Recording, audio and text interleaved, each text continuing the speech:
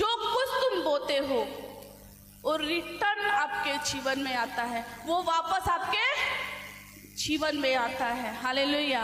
इसीलिए वचन कहता है कि जो कुछ तुम बोओगे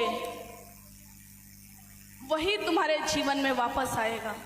अगर आप चाहते हैं कि मैं ब्लेस्ड हूँ, अगर आप चाहते हैं कि मैं इन गरीबी से, इन कर्ज से, इन प्रॉब्लम से बाहर निकलूं, मैं अपनी बीमारियों से बाहर निकलूं, मैं अपने टेंशन से बाहर निकलूं, शैतान की योजनाओं से बाहर निकलूं, तो आपको याद रखना है कि आपका बीज सबसे पहले आपको परमेश्वर के भवन में बोना है, क्योंकि शैतान सबसे पहले इसी पे काम करता है। वो नहीं चाहता कि आप परमेश्वर के भवन में अपने बीज को बोए। वो नहीं चाहता कि आप अपने जीवन से वो जो स्ट्रगल है, वो जो फेलियर है, उससे बाहर निकले। लेकिन परमेश्वर का वचन कहता है कि मैं तेरी शर्मिंदगी को दूर करूंगा।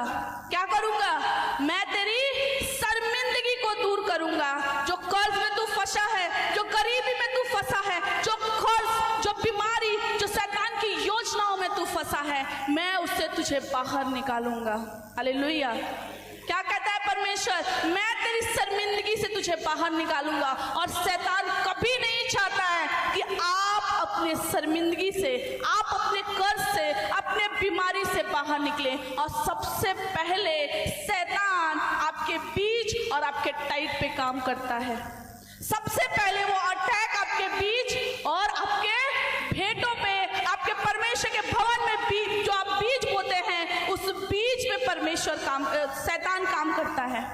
और परमेश्वर चाहता है कि जो बीज और जो टाइट आप परमेश्वर के भवन में बोए, परमेश्वर उसके द्वारा आपको ब्लेस करे, उसके द्वारा आपके ब्लेसिंग के रास्तों को खोले, उसके द्वारा आपके आशीष के रास्तों को खोले, आपके बिजनेस के, आपके कारोबार के रास्तों को खोले। हालेलुया।